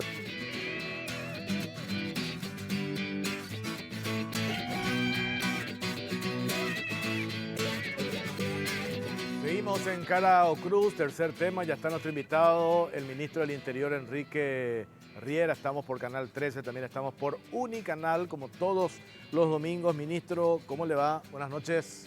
Buenas noches, Jorge. Felicidades. Muchas Un año gracias. más, siempre es importante. Muchas gracias. Un saludo respetuoso a Pipo y a la audiencia. Un gusto estar acá y a las órdenes. Bueno, varios temas. Arrancamos por algo más positivo. 7 años, Grupo Lince. Sí. 7 años, Grupo Lince. Yo me acuerdo cuando esto arranca, había toda una expectativa y dijimos nosotros, ¿será que va a funcionar? Y fue un boom. Sí. Lastimosamente entramos, ya sabemos, en ese bajón, pero hoy, de vuelta la semana pasada, vimos a los egresados, los que se formaron, a los que se prepararon en ese salón lleno. Es impresionante cómo hoy se les devolvió otra vez a ese grupo especializado la moral, la autoestima y la confianza ciudadana. Sí, y es real, y en esto hay que decirlo, el presidente de la República, un hombre pragmático, dijo, bueno, ¿cómo hacemos para ir recuperando la confianza de la policía? Y yo, ya designado, pero todavía sin asumir, empecé a versear ahí diciendo, bueno, vamos a hacer cursos, vamos a dar resultados. Y me dijo, ¿por qué no usamos un producto que ya está vendido, los linces? Y le dije, bueno, no hay problema, pero entonces yo voy a prometer triplicar los linces. Listo, le dije yo, pues yo no tenía ni idea cuántos eran ni qué necesitábamos, ¿verdad? Y cuando me reúno con el comisario Ruiz Díaz, Gustavo Ruiz Díaz, que es jefe de los linces del 2019, un crack, entonces me dice, somos 600 y tenemos 150 motos. Pero ambos, para triplicar tengo que ser 1800. Sí, me dice. ¿Y dónde vamos a sacar los policías? Y hay que vaciar la comisaría, pero esa es una decisión difícil, le dije yo. Porque la gente lo que quiere es más policía en las calles. ¿Cuánto tiempo se entrena? Y en 3 meses yo te puedo dejar un lince impecable, pero tiene que estar desde las 5 de la mañana hasta las 8 de la noche, corrido. Y duermen ahí. ¿Y dónde podemos entrenar 600? Y bueno, los grupos antes eran de 50. No, no tenemos tiempo, le dije. Nosotros tenemos que triplicar los linces. Ese es el compromiso del presidente. Y ahí hay que decirlo, ¿verdad? Al general Oscar González, ministro de Defensa, le llamo yo, le pido desesperado un cuartel, que es lo que tienen siempre más espacio, y me presta el CIME, que allá en Mariano Roca Alonso, cerca de la rural, donde se hace luego el servicio militar obligatorio. Bueno, y entonces en la tarde, para que vean la voluntad política que vos decías, a la tarde ya me mandan la foto el comandante de los linces recorriendo con el comandante del ejército, ministro de Defensa, y me dice, este es espectacular, necesitamos colchones, rancho, etcétera. Aparecieron los colchones, apareció el rancho, apareció la machú, la olla, el locro, todo. Se convocaron los 600 linces y le metieron pata, y en ese interín tuvimos que inventar las motos de 700 cilindradas que salen más de $10,000 cada uno y que no hay un stock. No es que uno va a Asunción y dice, dame 100 motos, no funciona así, no hay. No hay no solamente acá, sino en la región. Entonces, dije yo, ¿cuánto cuesta esto? Y más o menos $4,5 millones, de ahí no te vas a escapar. Y de nada más sacar esa plata, le dije yo, si estamos llegando, y lo que se fue nos dejaron bastante vacío el cofre, ¿verdad? Entonces, recurrimos a Taiwán. No solamente hay que contar la parte de la plata que es importante, sino la voluntad. Entonces le dije yo, embajador, busque en algún lugar del mundo estas motos con estas características técnicas, porque esto es lo que funciona. Y se pone el embajador a trabajar con el comandante de los linces, esto, lo otro, y me llama, me dice, encontramos las motos y vamos a traer por agua, pero no sé si vamos a llegar antes de los 100 días. Y tiene que llegar, le dije yo, bueno, al final se compra la moto, le pedí una condición más, que hasta es simpática. Acá tenemos 2 problemas, le dije. El primer problema es que si vienen por agua, era la época de la hidrovía. Empieza el peaje, se tranca en Rosario, estamos perdidos. Y el segundo problema es si pasa por el Congreso, donde están todos mis amigos, va a haber una discusión feroz, como hubo en el periodo pasado sobre el tema de las máscaras, los portanombres y todo ese virus ahí que el gobierno anterior les estigmatizó, le instaló. Entonces, ¿y qué es lo que usted quiere, ministro? Yo quiero que pague directamente de Taipei al proveedor. No importa quién sea, si tiene esta característica, bueno. Y así se hizo. No entró $1 a Paraguay, pusieron los 4 palos, vinieron las motos, se hicieron cargo de los fletes. Y me llama un día feliz el embajador y me dice, ya están en Montevideo. Pues yo tenía el GPS y veía cuando venían surcando el mar y me iba a ver los entrenamientos, los tipos estaban ahí en Mariano Roca Alonso. Y tenían que llegar las motos cuando salían los linces, ¿verdad? Que al final se dio. Y me dice, ahora tengo que subir la hidrovía. No, le dije, embajador, yo sé que es pedirle demasiado, pero no es posible que vengan por tierra. Pero es más caro. Sí, yo sé, le dije, pero es más seguro, ¿verdad? No vamos a tener problemas. Bueno, 16 camiones triple eje con todas las motos cargadas. Vinieron por tierra, entraban por Encarnación, llegaron, se armaron acá porque faltaba el volante que se les ensambla y hay que ponerle todas las calcomanías, el ploteado famoso, y efectivamente, habrán recordado ustedes, aparecieron las 600 motos nuevas, aparecieron los 1.200 linces, y nos quedaba una última partida de 600 linces, ¿verdad? Y conseguimos la voluntad política del presidente, del comandante, del comandante de los CIMEFOR, del ministro de Defensa, y de vuelta salió. Hoy tenemos 1.800 linces y 900 motos en menos de 8 meses, ¿verdad? Lo que antes en 5 años se destruyó, nosotros levantamos y hoy van a estar en Capital y Central y yo creo que van a hacer un gran trabajo. Ahí la pregunta es, ayer justamente hablábamos, siempre preguntaban, ¿dónde van a estar? En Central y Asunción, le digo yo, y me dicen, ¿y el resto de las ciudades grandes del interior para cuándo? ¿Cuál es el proyecto con los linces? Hay un proyecto de distribución en las ciudades grandes, incluyendo la Turante Coronel Oviedo, Central, Encarnación, Ciudad del Este, las ciudades capitales, y hay 900 motos disponibles para ellos. Y lo que sí le pedimos siempre es un apoyo a la gobernación o al intendente para lo que tiene que ver con el lugar del reposo. Porque las motos son las que no paran, pero los policías obviamente hacen un descanso y un relevo para poder hacerlo. Y en Central tuvimos suerte porque tenemos, hasta donde yo sé, 6 bases. Y las bases pusieron en algunos casos el intendente, el hermano del gobernador de Central, Estigarribia, nos puso en Villa Lisa, cuyo hermano es lo intendente, ¿verdad? Entonces ahí tenemos un local espectacular, yo me fui a inaugurar, entré. Todas las sedes del INSEE o subsedes tienen el nombre del lince muerto en Veneracio, Martín Ledesma creo que es, y al final todo lo que genera eso es un acto emotivo, porque también la gente tiene que saber que los linces tienen grabado en el tanque de nafta o en la guardabarro un salmo que rezan antes de salir todos los días. O sea, hay una comunidad, hay un respeto, hay un orgullo, hay una actitud que realmente es importante. Y yo creo que están dando lo que vos decís, Jorge. Además, hay ya anécdotas que yo escuchaba antes que me parecían medio leyenda, ¿verdad? Esta historia que le invitan los mitaíes a su cumpleaños es real, está dentro de sus actividades, van a los colegios cuando le invitan y te mandan salutaciones. Y tengo una anécdota real, un sobrino mío que le fascinan los linces, tiene 8 o 9 años, ¿verdad? Que es el hijo de Manuel Riera Domínguez, el hijo de Manuel, y se llama Mañé, le decimos. Y él soñaba con esta historia. Entonces yo un día le llamo al comandante, le dije, comandante, te tengo que hacer un pedido, di muchas vueltas a pesar que soy ministro, etcétera. Quiero que un lince le mande saludo a mi sobrino. ¿Cómo se llama? Y se llama Mañe. No, estamos entrenados, ministro, tranquilo, mis. Y espero un rato y a los 10 minutos veo 6 linces bajo un farol. A nuestro queridísimo amigo Mañe, feliz cumpleaños, dicen los 6, ¿verdad? Yo me quedé congelado, le mandé, bueno, hasta hoy tiene guardado en su galería, le mostró a todos sus compañeros, a todas las familias. O sea, y este fenómeno, Jorge, no hay plata que pague. ¿Cómo hacer para que la gente quiera a la policía, confíe en ellos? Ahora, ese relato que haces, que suena muy bien, muy lindo, y a vos que te gustan los números, raro nos trajiste hoy Sí. tu cuadro, ¿verdad? Triplicamos. Estamos todos felices, aplaudimos, contaste el proceso fantástico.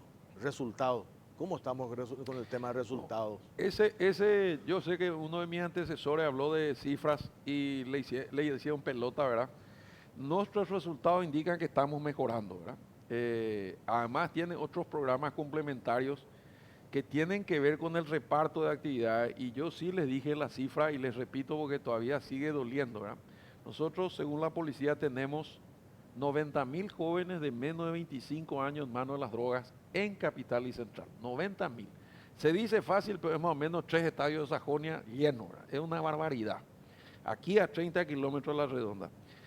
Tradicionalmente, cuando vos te encontrás con un adicto, la policía, llamado por las comisiones vecinales, por los parientes, los amigos, llevaban preso al adicto porque estaba armando algún despelote o haciendo robo bagatelario, ¿eh? La ladera, la mochila, la bicicleta, un foco, una plantera, cualquier cosa, porque venden rápido para consumir. Y una vez que estaba en la celda, me contaban los policías, tenían el problema de que cuando sentía el síndrome de abstinencia, empezaba a golpear contra la cabeza, gritaba contra los barrotes. La policía no sabía qué hacer. Si la fiscalía no reaccionaba en 6 horas o en 12, tenía que liberarlo de vuelta. Un esfuerzo inútil y volvía a las andadas. Entonces al final no se resolvía nada más que temporalmente. Por eso nació el Plan Sumar, que tiene 3 ministerios que lidera este proceso. Tiene que ver con la seguridad, que es el Ministerio de Educación, el Interior y la Senat, y por otro lado el Ministerio de Salud. ¿Y por qué se llama Sumar? Porque son 22 instituciones coordinadas con un solo objetivo y darle un tratamiento al problema de la inseguridad desde la óptica de la salud pública. Suena extraño, pero es así. El 80% de los delitos que se cometen en Capital y Central tienen su origen en el consumo de las drogas. O sea que es fácil interpretar que si bajamos la venta y el consumo, bajaría también los delitos, ¿verdad? Entonces, ahora ya no funciona como te conté. Ahora lo que sucede es que voy a agarrar a un adicto y le llevas a un centro de salud, a una unidad familiar de salud o al IPS, y ahí tiene que haber formalmente una persona, un profesional de salud que entiende de adicciones. Y eso nos lleva a otra debilidad institucional. En todo el Paraguay, en todo el Paraguay no hay más de 150 psiquiatras. Tenemos 60.000 abogados, somos una barbaridad, pero tenemos 150 psiquiatras, se reciben 2 o 3 por año. Entonces, y los psicólogos no están donde tienen que estar. Entonces la pregunta es, ¿quién se va a hacer cargo? ¿Quién entiende de esto? Los padres no saben, la policía no sabe, los jueces no saben, los fiscales no saben, no saben qué hacer, ni con un borracho, menos con un adicto.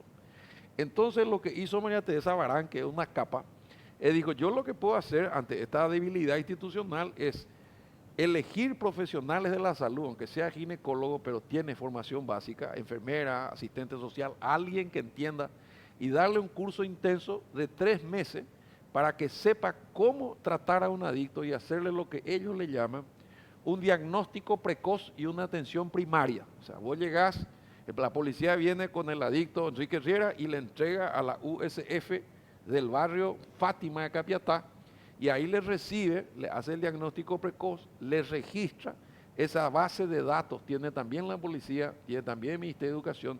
De ahí sacamos la información de qué consumen y dónde compraron para poder actuar en forma coordinada con la Senat, porque nosotros, Ministerio del Interior, Policía y Senat, nos hacemos cargo de la oferta a la droga, los traficantes de las muertes, los que venden, los que trafican, los que te envenenan.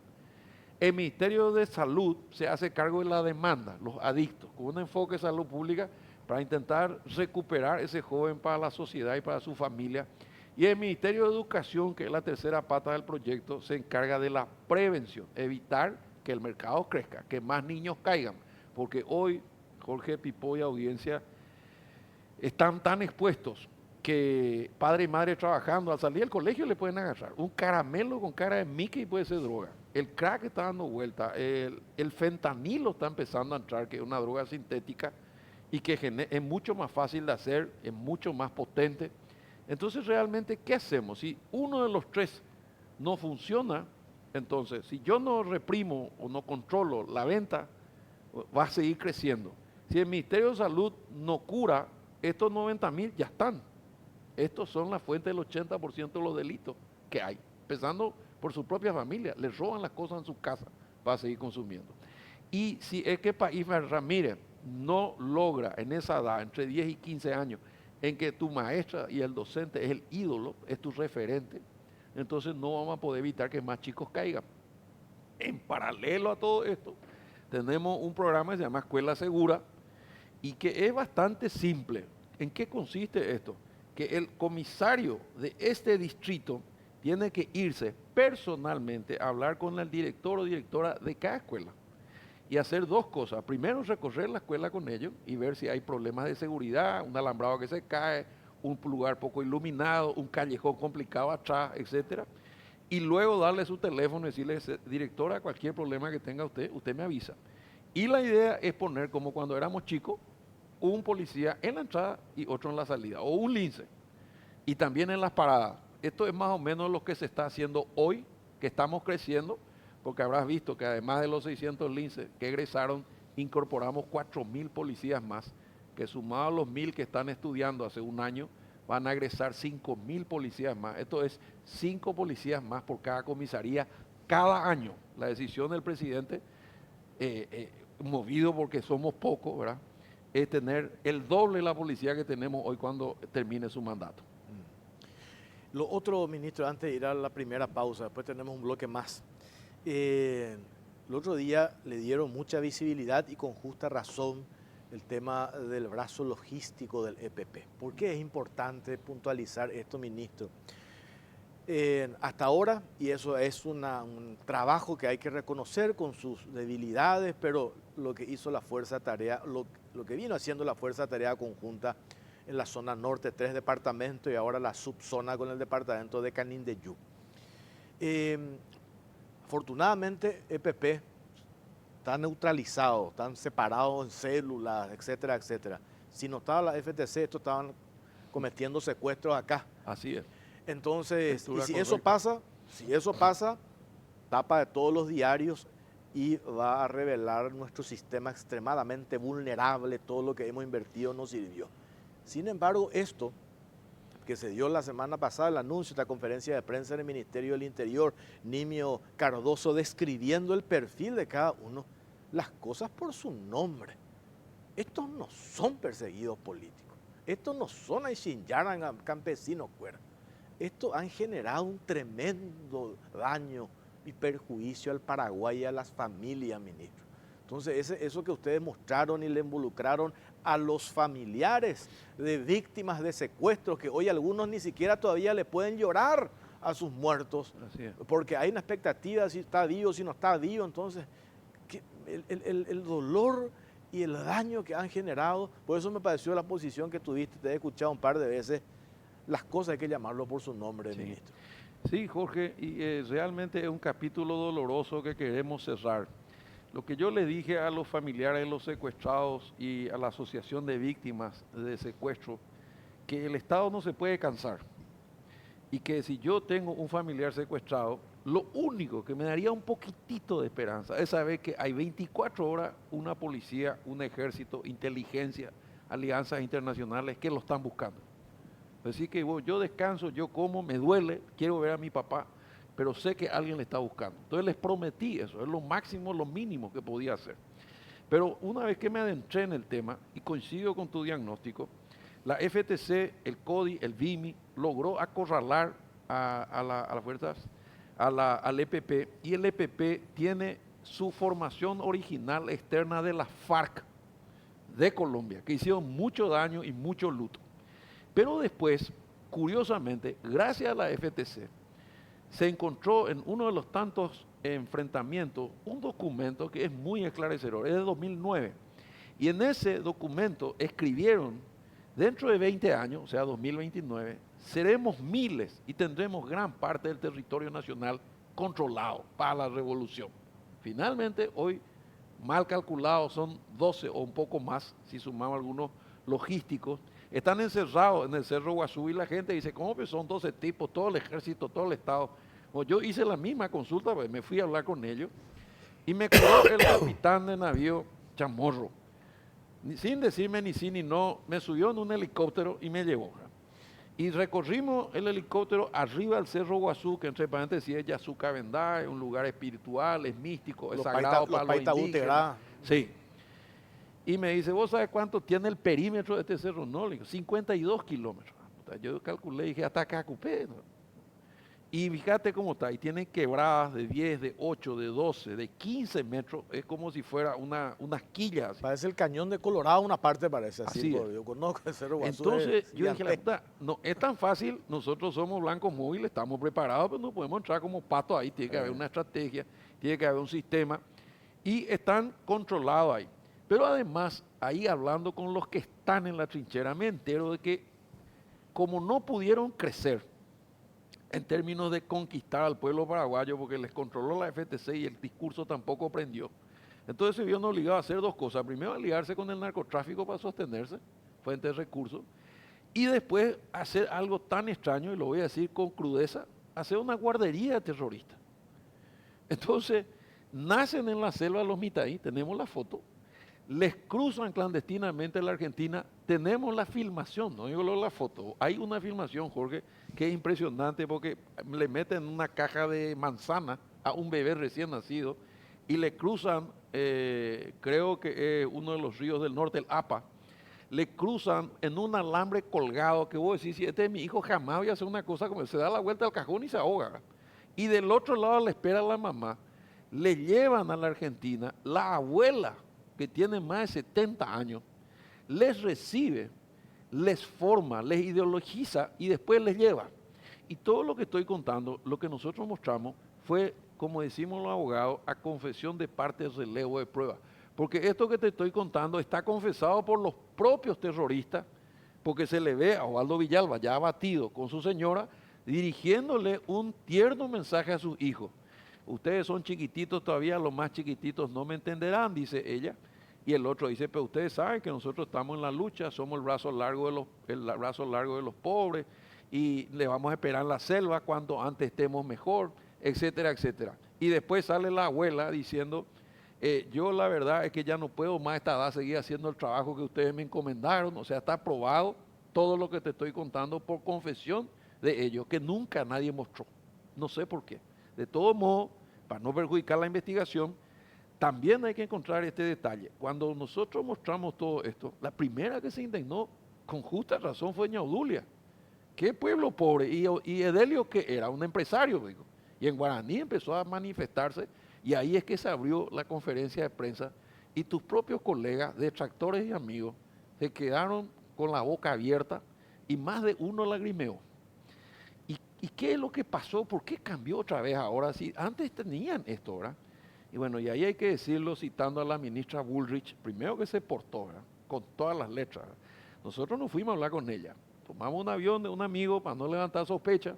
Nos fuimos, aterrizamos, nos esperó, nos recibió, le mostramos esto es una barbaridad, dijo, y preparamos el operativo, se los localizó, que nunca antes se pudo hacer, se le siguió y se hizo el procedimiento. Y hay que reconocer que fue una iniciativa de la Fiscalía a pedido de la policía para reactivar el caso. Eso pasó a mano de una juez que tiene una agallas envidiable, que es Lizzy Sánchez. Esta jueza del crimen organizado le pasa a la corte ¿cómo decir? A la Cancillería manda en valija diplomática porque no teníamos certeza de la lealtad de los de allá, porque todavía pertenecían al viejo gobierno, ¿verdad? Y eso llega a la embajada paraguaya en propias manos llega al Ministerio de Seguridad donde estaba Patricia Bullrich, ella habla con el Poder Judicial y los jueces y fiscales argentinos recogen la prueba, hablan con la Interpol, no con la policía argentina, y allanan e incautan, y todavía tenemos celulares y cartas para ver, que se están procesando ahora, para probar, recontraprobar todo lo que estamos diciendo y viendo quiénes son sus logísticos, porque la casa parece era gratis, el agua era gratis, la luz era gratis dentro de los famosos planes sociales que había en otra época. Y cuando finalmente logramos el allanamiento a las 5 de la mañana y nos informan, yo lo primero que hago es avisarle a las DENI, a don Edelio, a Odulia y a las Urbieta, y también a Fidel, que es uno que se salvó, y a Mirta y a todos ellos. Y hubo una alegría extraordinaria. ¿Por qué? Porque de todos los que te conté, son los que saben dónde están. O sea, ahí hay uno chiquito que se llama Osvaldito, que es el hijo del que ya fue abatido. Y Osvaldito aparece de nacimiento en Argentina y en la selva. Y él estuvo en el secuestro de Oscar Deni.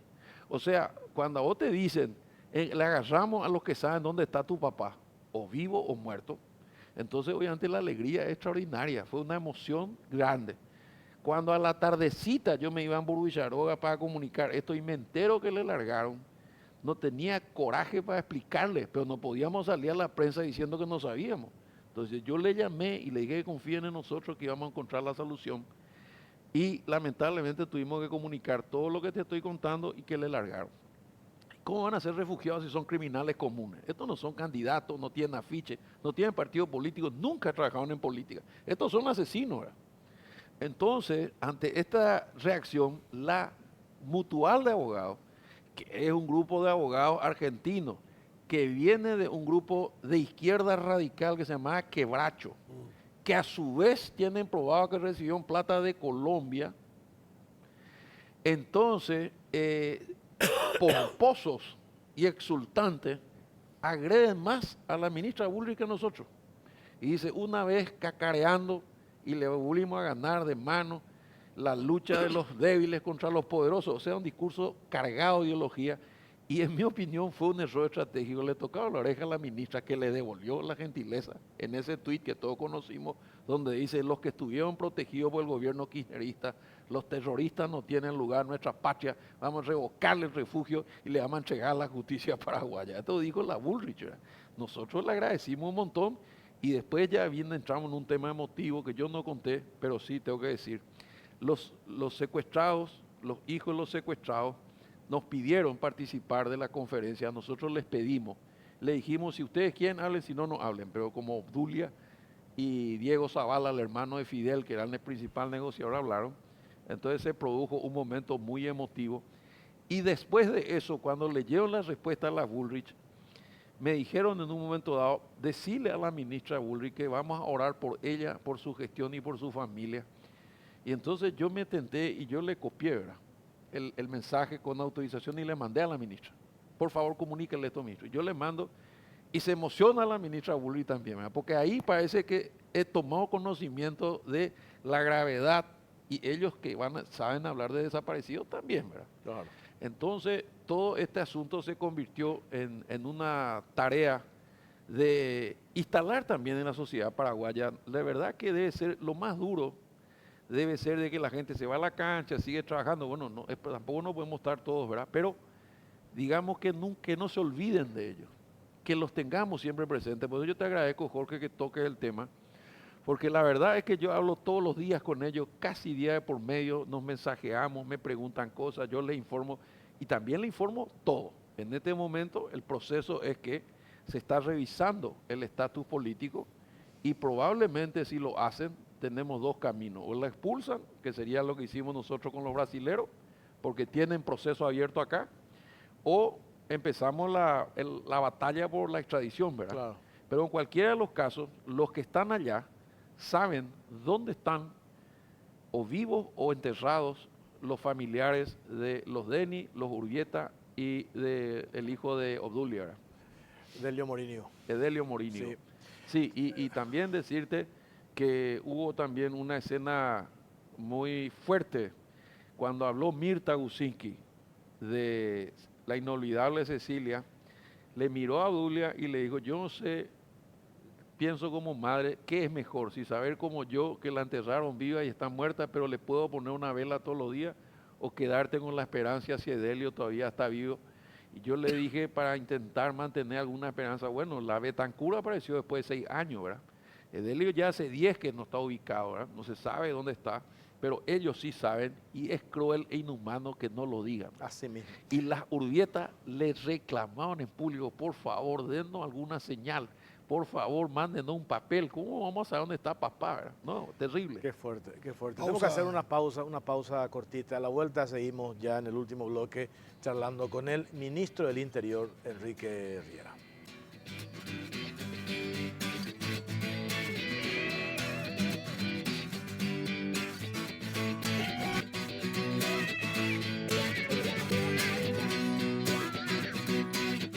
Caro Cruz por Canal 13, también por Unicanal. Aprovecho y agradezco a Gilardini por la camisa, por el saco. Muchas gracias a Gilardini por acompañarnos todos los domingos. Ministro, yo tengo una cuestión particular. Dime. No, o sea, no particular, sino yo pensé que tenías un problema con la justicia. el otro día hice referencia que mucho le pegamos a Yucio, Sí. que mucho le pegamos a Federico González por el tema de identificaciones. Ah, sí. Por el tema de identificaciones, ¿por qué? Porque nos dijeron que estaba todo listo, una licitación de 28 millones de dólares. Venía el gobierno anterior. La semana Sí. pasada le llevo a mi hija para sacar su cédula, 10 años mi hija. Feliz practicó 15 días cómo hacer su firma porque es la primera vez que iba a firmar. Y nos vamos a hacer su firma, me dice, ¿cuándo? Yo le dije, esto en 24 horas. Yo hice campaña por la empresa, por todo, le dimos con un caño a los otros ministros, 24 horas. ¿Cuándo va a estar? En 27 días. No te puedo creer. 27 días. Entonces yo le dije, ¿por qué? Y así nos dijeron en 27 días. Me voy al estacionamiento. No sé si puedo decir, sí, me voy al estacionamiento donde estaba allí. Me dice, el que me cobra, que me cobró ahí 10.000, y que tal amigo, de 27 días, yo pensé que te daban. No, yo te iba a conseguir en 3 días, me dice. Yeah. ¿Cómo me va a conseguir? Sí, yo te consigo acá en 3 días, pero le tengo que dar 100.000. Yo le dije, yo le iba a contar eso al ministro. Sí. Entonces, yo digo, ese cambio que dijimos que íbamos a tener, que en 24 horas iba a estar el pasaporte, que íbamos a evitar la cola larga, y después hicimos un informe en la Caja Negra el otro día, testimonio con la gente, me dicen, no, a mí en un mes y 15 días, otros 22 días, una embarazada con su hijo, me dije, ¿qué es lo que pasa, ministro, con eso? Muy buen tema. Qué suerte que me toca, Jorge, porque es un dicho en nuestro lenguaje vernáculo, un gran acarazú el que yo me encontré en el tema de identificaciones. Primero hay que decirlo, el inicio del proceso es 2017, Sí. pero después, como es tradicional en el gobierno que se fue, 5 años hubo una batalla judicial imposible de explicar. 5 años no se pudo hacer nada. Hubo un amparo, una denuncia penal, una denuncia en la Contraloría, bueno, ni hablar de denuncias mediáticas, batallas políticas en el Congreso. yo nunca supe ni qué pasó. Cuando yo voy a asumir y hablo con el ministro saliente, Federico González, me dice, mira, este es un problema porque va a ganar el Estado paraguayo, si arreglas este asunto, va a comprar un auto modelo 2018, 0 kilómetros, pero 5 años después. Y vos sabés que en tecnología 5 años es una eternidad. Bueno, entonces yo obviamente hablo con el presidente, hablo con el MITIC y conclusión, en vez de pelearnos acá, que había una lucha de intereses del sector privado, resolvemos irnos a hablar con el gerente regional de la empresa que ganó, que es una empresa francesa, se llama Thales, que tiene aparentemente vigencia en 80 países, y nos vamos a Buenos Aires con Villate a hablar con el tipo. Y le dijimos, mira, nosotros tenemos 2 caminos acá. Un camino es patear el tablero, volver a licitar, pero vamos a tardar 2 años, el proceso es así. Y mientras tanto, ¿qué hacemos? Porque nos exigen en la Comunidad Europea y otros países tener pasaporte con chip y cédula con chip. Sí. Y él me dice el tipo muy elegantemente, bueno, y también nosotros tendríamos derecho a reclamar porque ahí se pagó una entrega inicial de $8 millones, medio me dio a entender que hasta ahora están buscando, ¿verdad? No sabemos qué pasó, no quiero acusar para no ser responsable, pero esa es la forma en que se expresaron en su momento. Bueno, entonces volvimos nosotros y le explicamos al presidente un camino, intentar hacer funcionar esto, ¿verdad? No sé, yo tendrá los focos rotos, las puertas, pero si el motor funciona y arranca, arranquemos, le dije, porque el otro camino es más largo. Entonces decidimos parar la batalla judicial, arreglamos todos los pleitos, nos pagamos un mango, entre paréntesis, ¿verdad? Y nos reunimos con los tipos acá. Y vienen las explicaciones. Y me dicen, no, esto tiene que funcionar, y una cédula y un pasaporte, cuando esto funcione, entre 4 y 2 horas, no 1 mes y medio.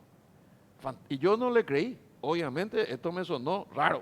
Le voy a mostrar, me dice, ustedes me pueden hacer a mí el pasaporte y la cédula en el acto. Y me traen una maquinita así, parecía una panera, parecía. En el Ministerio del Interior, te digo. Se sentó, me senté enfrente, me sacó la foto, imprimió, me entregó. Yo tengo un pasaporte con chip. Tengo 2 pasaportes, pero tengo uno con chip. Y la cédula con chip. Dije, esto es fantástico, ya está entonces. Pero como todas las buenas cosas, entonces, bueno, empiezan. Y bueno, ¿en qué etapa del contrato estamos? Traemos el contrato, punteamos, bueno, hay que desplegar, este es el término, en 70 lugares. No se usan cables, está todo conectado, fantástico. Y empiezan los problemas. El primer problema es que no había suficientes insumos.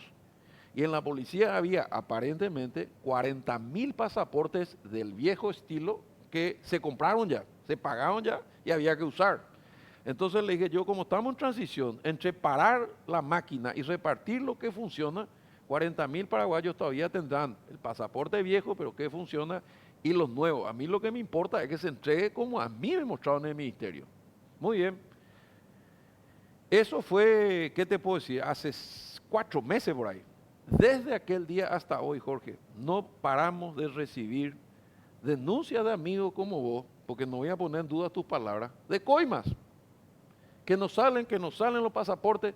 Yo envié 1, 2, 3, 4 veces gente del ministerio a ver qué pasaba y siempre había una excusa, no hay suficiente gente para atender, no funciona tal cosa, se colgó el sistema. Bueno, hasta que empezamos a encontrar, y hay que decirlo, ¿verdad? Gente detrás de las líneas que respondía a la empresa que se fue y que estaba perdiendo la vaca lechera porque hacía muchos años que eso dio mucha plata a mucha gente, ¿verdad? Yo no quiero acusar, pero esto fue así. Entonces empezamos a identificar los obstáculos y a sacarlos. Sacarlo, ¿verdad? Después de eso, esa fue la primera medida. Y se empezó a mover la máquina. Después empezó el despliegue. Y resulta ser que el contrato, que está mal redactado, hay que decirlo, decía adecuación de locales. No decía local propio, no decía local alquilado. Entonces, pero eso fue hace 5 años. Entonces llegaba yo, ¿y dónde está la máquina en este lugar? No, la máquina estuvo en este lugar, se alquiló 2 años. Nadie me pagó el alquiler, le desalojamos. ¿Y dónde llevamos la máquina? Y está en la comisaría, o está en una farmacia, o está en el supermercado. Esto es real lo que te estoy contando, ¿verdad? Un escándalo. Entonces, ¿cuál fue la segunda medida? Yo dije, bueno, vamos a hacer algo, y hace unos días nomás se fue el propio ministro del MITIC y Lea Jiménez, para que no sea yo, ¿verdad? Vayan y sacudan el polvo ahí y resuelvan el problema. Y se fueron y se encontraron con problemas que nosotros ya habíamos detectado. Llamémosle así, el software que se usa para dar el pasaporte tiene detalles que frenan su impresión. Por decirte, si Pipo dio, no sé, es judío, puede decir una boludez, pues, perdón a la audiencia, ¿verdad?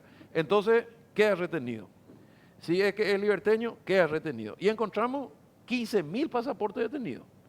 Y yo te digo con todas las letras, esto es crear problemas para cobrarte la solución. Y yo cada vez que recibo un pedido, eso es lo que estoy haciendo ahora, y le digo a la audiencia, ¿verdad?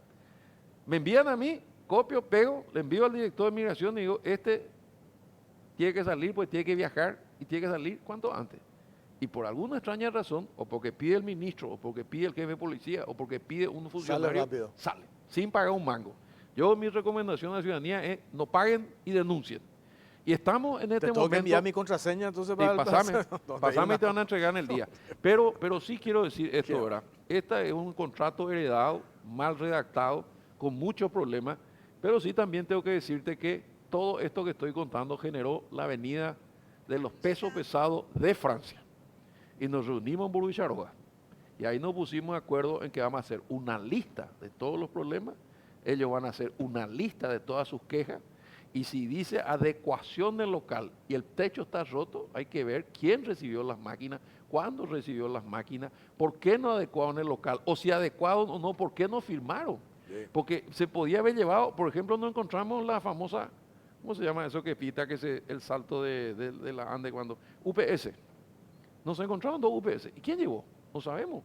Nadie firmó, ni el que entregó firmó el recibo, ni el que recibió firmó el papel. O sea, en este momento encontramos gente que no quiere firmar nada porque no estaban en el momento, ¿verdad? Acordate que en este ministerio pasaron 9 ministros, 9 años. Entonces, este escándalo hizo que todo el mundo se tirara la pelota y no resolvieran. Así que, Jorge, yo pido disculpas a la ciudadanía, vamos a resolver el problema. Creo yo que mayo y junio son los meses cruciales, porque ellos tienen que terminar de entregar para cobrar. Y te aclaro, y es bueno que hayas mencionado, no se pagó un mango de que yo llegué, ni uno. Y se debe pagar más de 25 millones de dólares una vez que el equipo funcione y que todos los aparatos lleguen y que todos los locales estén adecuados y que realmente entreguemos una cédula en 4 horas como prometieron. Una rectificación, pues yo había dicho, ya se pagó eso. No, se pero pagó yo todavía. También creí que se pagó, ¿verdad? No, ¿Y cómo se se paga paga todavía. si no funciona? Claro. ¿Verdad? Pero No. sí se le dio ese adelanto de 8 millones. Eso sí. Porque no Eso sabemos sí. hoy dónde. No sabemos. Ese es un misterio Bueno, a tenemos aclararse. 1 minuto ya, no tenemos más tiempo. ¿Van a manejar finalmente las tobilleras? Sí. Se aprobó la ley, va a salir la reglamentación. Tenemos el pliego preparado, aprobado por la DNCP, el doctor Encina, y MITIC, la parte tecnológica. La idea es hacer un traje que puedan hacer muchos sastres, para entendernos, no algo dirigido, pero sí queremos que sea serio, porque no podemos experimentar con esto. O sea, tiene que ser algo que funcionó en San Pablo, en Santiago, en Buenos Aires o en algún lado, porque obviamente si fallamos no va a funcionar. ¿Quién va a pagar? Va a pagar el Estado, tenemos hasta 3 millones de dólares si es insolvente, y si es que alguno quiere una medida alternativa puede pagar su servicio también porque sale la mitad de un preso por día. Entonces, obviamente, si vos tenés un accidente de tránsito, en vez de poder irte en qué sé yo, en Tacumbú, así como ofrecer una fianza, vas a pagar la tobillera, te ponen la tobillera, te va a apoyar a laburar y vas a estar 24 horas controlado. Y se va a hacer un plan piloto de 100 tobilleras, 20 por mes para practicar, para llegar. Y va a haber un 911I especializado solo para violencia familiar, porque le voy a dar una cifra, ya que al principio me decías. Hay más de 25.000 denuncias de violencia familiar por año. Esto es 95 por día, mis queridos amigos. Es una barbaridad, es 3 por hora. La gente le pega a su señora, a sus hijos, y es una vergüenza. Y estamos trabajando en eso, porque obviamente ahí no solo la policía es la solución, sino toda la sociedad. Nosotros mismos tenemos que reconocer que debe ser uno de los delitos más anunciados. ¿Por qué?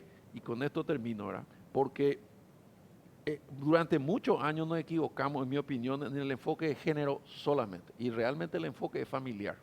Cuando matan a una mujer, Jorge y Pipo, se hunde la familia, porque el imbécil que no controló su ira se pega un tiro o le metemos preso. La mujer se murió, la mamá, el otro se mató o está preso o se escapó. La pregunta es qué pasa con los hijos. O sea, es la familia la que se hunde, ¿verdad? Y te doy un dato que duele. El año pasado hubieron 45 feminicidios y 80 huérfanos. 80 huérfanos. Entonces, ¿dónde están esos mitaí, verdad?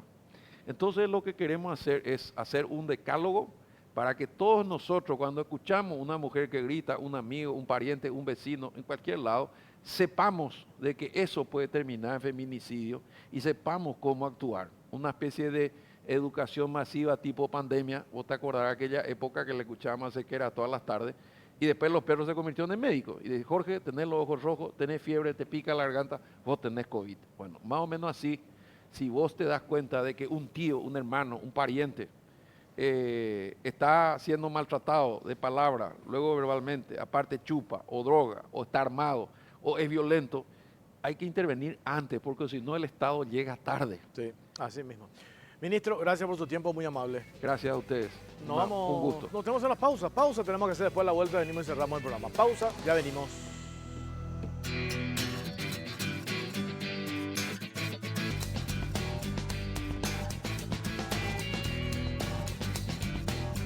Ya punto final a este capítulo de Cara o Cruz por las pantallas de Canal 13 y Unicanal Pipo. Un gusto, señor. como siempre. Vamos a terminar de festejar tu cumpleaños en un rato, así que muchas cierto. felicidades. Muchas gracias, muchas Y gracias. bueno, interesante programa. Hoy vamos a estar ¿cómo se llama? Amplificando en la semana en los medios todos estos temas y más temas que no nos alcanzó el tiempo para tratar y que vamos a tener que ir en la semana. Muchas cosas, Jorge, la semana pasada, la semana que pasó y bueno. Vamos a ver qué. Prepárate también la semana porque a partir de mañana todas estas posiciones siempre nosotros decimos, hay un sector que no quiere el éxito de este gobierno. Respecto al tema Itaipú, más allá de lo que se pudo haber logrado, aquí estamos ante un escenario de que Paraguay, siempre se buscan los intereses del Paraguay. Sí, históricamente Brasil impuso su agenda y en un proceso de negociación es un tira y afloje. Negociación no es que Brasil nos impone y nosotros tenemos que aceptar como siempre se hizo. Y tampoco que Paraguay lleva una propuesta y pretenda que acepte Brasil. En un proceso de negociación se busca un equilibrio, ¿verdad? Ganar es el concepto de la negociación. Sí. Ahora, obviamente la gente tiene que escuchar todas las campanas, escuchar todos los medios, ver las radios. Pero quienes conocen, Pipo, el tema, ¿te acuerdas que hablamos con quienes han participado en estos 51 años del proceso de negociación, que ya están vivos todavía, expresidentes, especialistas en serio? Pero ya están apareciendo ahora los que se presentan como los grandes genios de los procesos de negociación, conocedores, y todos tiran agua hacia buscan algún rédito, protagonismo. Sobre todo gente que no sé si tiene los pergaminos, sobre todo de honestidad, tanto intelectual como otro tipo de honestidad, para hablar, ¿verdad? Hay gente Sí. que han estado metidos en procesos extraños, que ha estado trabajando para gobiernos que han entregado muchas veces la soberanía a cambio de abrazos y de regalitos. Entonces, escuchen, vean, analicen, calculen. Si te dijeron que antes estaban pagando 10, ahora pagan 12, si pagan 13, pagan 16, si pagan 16, pagan 18. Bueno, si subió el monto, está bien. Ahora, si baja el monto, preocupate. Ahora, que te digan que el monto debería ser 44, ya es una fantasía el que Totalmente. te dice. A eso es lo que voy nomás, ¿verdad? Totalmente. O sea, esa es la realidad. O sea, ¿qué se estuvo buscando? Que el monto que entregó Sea Mario super- Abdo sea Benítez, superior. ¿verdad? Sea superior. Que se dio Mario Abdo Benítez. ¿Quién sabe a cambio de qué? Al gobierno de Bolsonaro, Sí. ¿verdad? Algún día lo investigará también. Creo que en el Brasil lo investigarán también. A cambio de qué se dio y que ese monto se haya revertido y se haya conseguido levantar nuevamente, ya habla de un éxito. Así que, vamos. Así que hay que mirar bien no hay que quedarse en el titular catástrofe, pues ya sabemos que sirven simplemente para mentir. Totalmente. Nos vamos con esto. Gracias por acompañarnos. Buenas noches.